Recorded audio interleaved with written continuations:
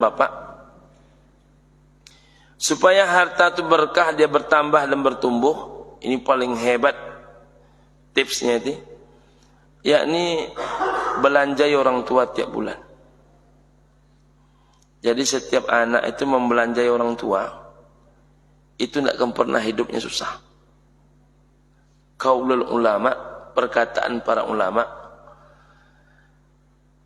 anak yang menafkahi kedua orang tuanya, bila dia berjumpa dengan 3 hal: pertama batu, kedua kayu, ketiga emas, ketiga gunung.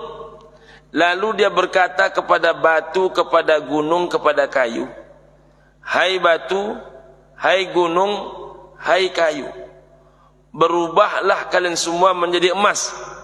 Maka kata para ulama, batu, gunung, dan kayu pun akan berubah menjadi emas. Demikian hebatnya. Maka saya menghimbau betul ini. Bapak-bapak kalau mau menengok keajaiban rezeki, pastikan kalau istri terima duit, orang tua terima duit. Pastikan ibu dan bapak, bila istri terima uang belanja, ayah emak terima uang belanja.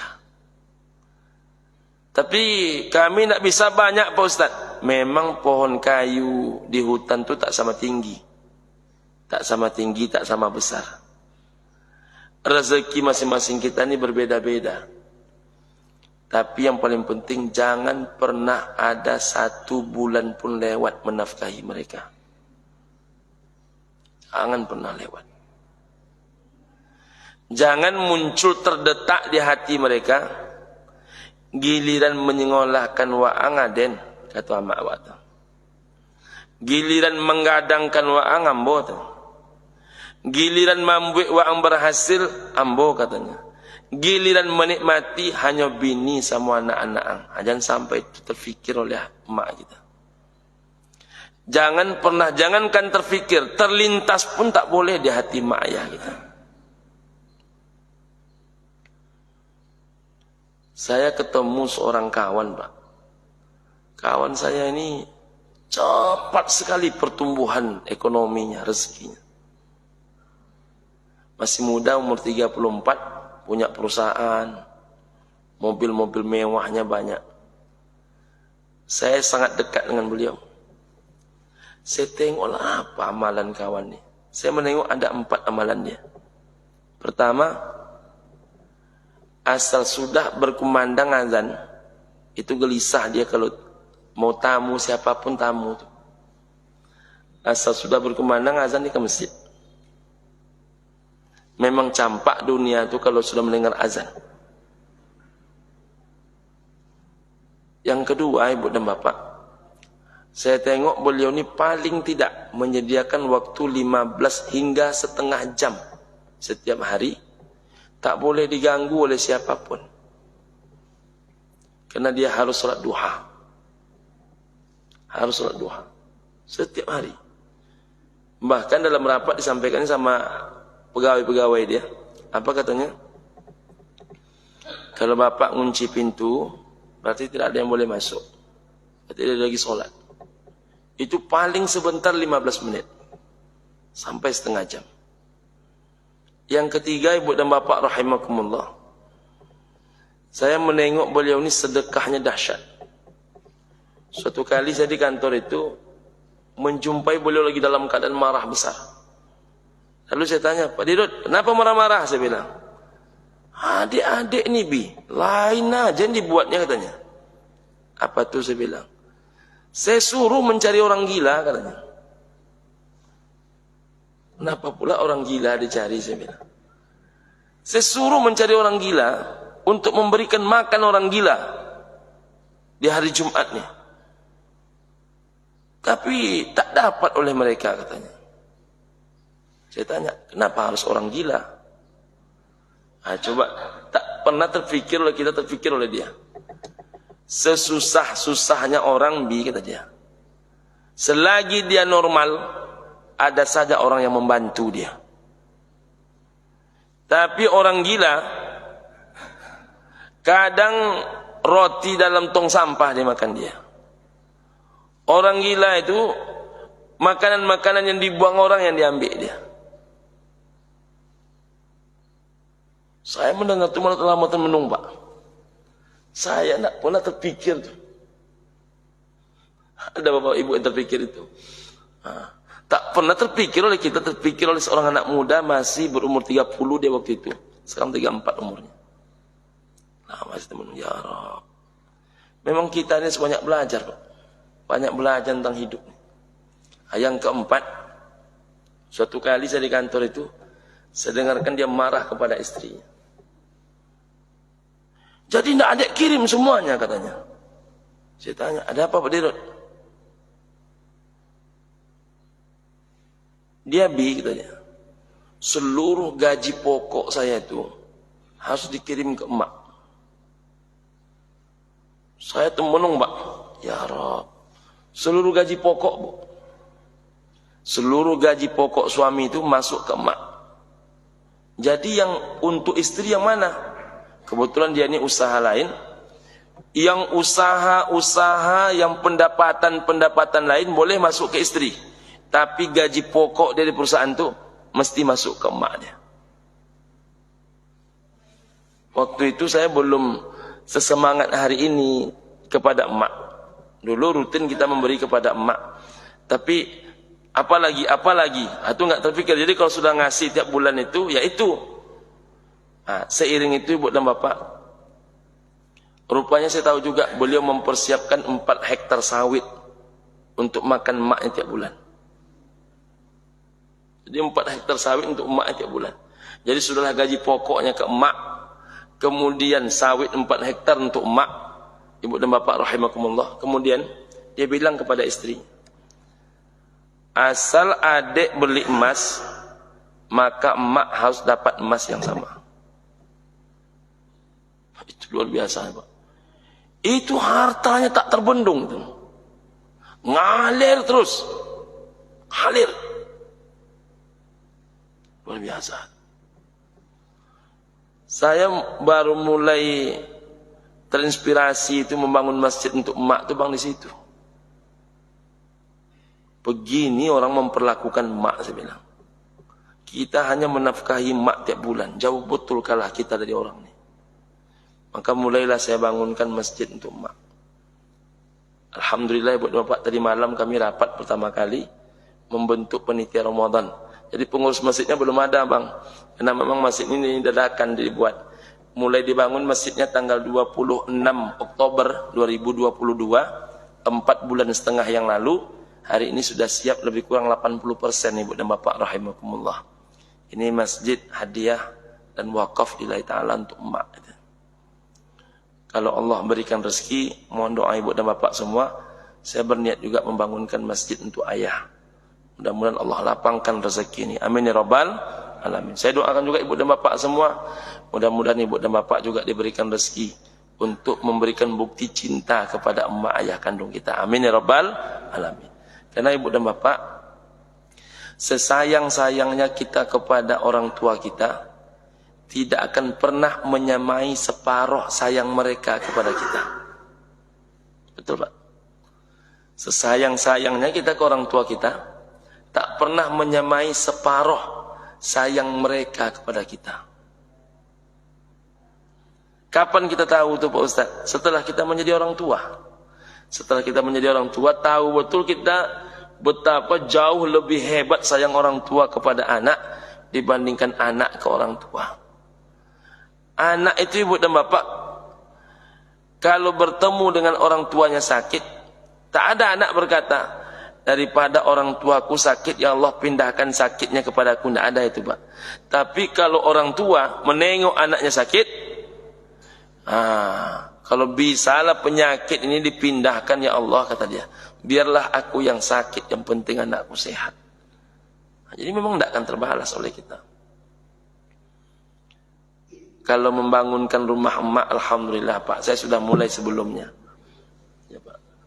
Jadi kalau membangun rumah emak, saya sudah mulai sebelumnya. Cuman memang belum belum terlalu cantik lah, perlahan-lahan dibangun, rupanya mak telah tiada. Makanya ibu dan bapak rahimakumullah, perlahan-lahan kita percantik terus rumah itu. Jadi rumah itu menjadi pusat pertemuan ibu dan bapak rahimakumullah. Jadi saya ini dadakan ditinggalkan dua-duanya. 2021 emak wafat, 2022 ayah pun wafat. Jadi setahun 2 bulan jarak di antara beliau berdua. Nah ibu dan bapak rahimakumullah, harta benda itu kalau dimakan oleh orang tua, jangankan berdoa ibu dan bapak. Dalam hati saja dia berkata, lancarkanlah rezeki anakku ya Allah. Oh itu nak terbendung Pak, terbendung. Sekarang masalahnya, orang tua kita tuh mulutnya berdoa, tapi hatinya tak ngikut. Mengapa hatinya tak ikut? Karena kaya pun anak ini tak ada efeknya ke dia. Kaya raya si anak ini tak ada pengaruhnya ke dia. Nampak Fortuner. Fortuner anak, bini dan cucu. Yang emak ini tetap juga kemana-mana berjalan kaki. Berumah besar si anak. Mohon maaf ibu-ibu. Berumah besar seorang anak. Yang menjadi pengasuh dalam rumah itu emak kandung dia. Yang menjadi penghantar anak dia, ayah dia. Orang lain Bang Iwan dipekerjakan oleh seorang anak hari ini.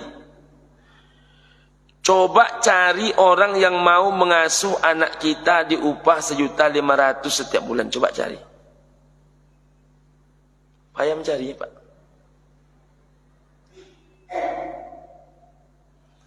Coba cari orang yang mau digaji 1 juta sebulan, yang mau menjemput anak kita tepat waktu, yang mau menghantarkan anak kita tepat waktu. Payah mencari.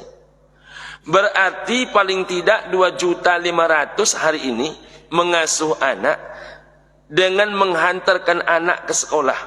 2.500.000 paling tidak. Itu ke orang Pak. Ke orang Bu. Hari ini orang meminta anaknya diasuh oleh emaknya, anaknya diantar oleh ayahnya, 1 sen pun tak keluar duit itu tiap bulan ibu. Ke orang mau dia membayar, ke ayah emaknya sempiliknya luar biasa.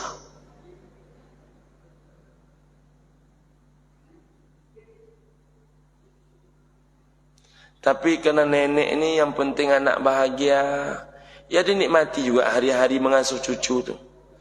Saya ibu-ibu entah kenapa menengok ibu-ibu mengasuh cucu tuh iba aja hati saya. Iba aja hati saya kalau menengok nenek-nenek mengasuh cucu. Karena saya banyak menengok nenek-nenek. Kalau sudah mengasuh cucu, rambut yang lurus nenek itu bersenggebang jadinya. Jangankan jilbabnya lagi, jangankan telekung dia, rambut dia pun ikut tak lurus jadi. Jangan ditanya berapa kali dia khatam Quran. Jangan ditanya dia wirid pengajian macam-macam. Tak sempat. Anak yang satu menitip anak, anak yang satu menitip anak. Entah mana nenek ni memikirkan penyakit liver dia, kanker dia, 4 cucu sekali asuh ibu dan bapak. Iba kita menengok nenek-nenek diperlakukan di usia tuanya. Tapi itu yang terjadi banyak hari ini Bapak Ibu rahimakumullah. Maka hilang keberkahan.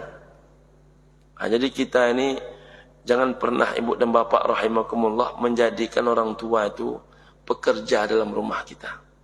Itu harta itu kan tumbuh dia. Pantangannya ibu dan bapak 3 saya persingkat. Pertama, ibu dan bapak rahimakumullah, pantangannya adalah jangan memburuk-burukkan usaha orang. Kalau nak jadi pejabat, nak menjadi caleg, jangan buruk-burukkan orang lain. Kita sama-sama mencari nafkah. Kita sama-sama nak menang, sama-sama nak berhasil. Jangan buruk-burukkan orang. Mana tahu orang tu ahli tahajud, ahli salat berjamaah, ahli berbakti kepada orang tua. Kita buruk-burukkan dia, gagal dia dalam hidupnya. Maka ibu dan bapak rahimakumullah, tertawa di atas penderitaan orang lain. Jangan dibuat-buat itu dalam usaha. hancur harta benda dibuatnya. Ini yang caleg-caleg saya ingatkan betul nih. Saya ibu dan bapak ikut juga saya, insyaallah 2024 nih. Tak adalah rasanya saya pernah terfikir burukkan si A, burukkan si B. Berpolitik santun itu mesti kita ajarkan kepada masyarakat. Rezeki itu sudah tertulis di Lauhul Mahfuz. Sudah tertulis di Lauhul Mahfuz. Kita ini hanya tinggal menjalani saja. Yang kedua, ibu dan bapak, jangan pernah menahan-nahan hak orang. Yang berhutang bayar hutang. Ini kadang-kadang mobil terbaru dibelinya, hutang tak dibayar dia. Dia berangkat umroh, hutang tak dibayar dia. Hanya sampai. Termasuk jangan pernah menahan hak uang belanja istri. Saya banyak juga dapat pengaduan, Pak. Istri-istri yang bekerja, banyak suaminya tak mau menafkahi dia.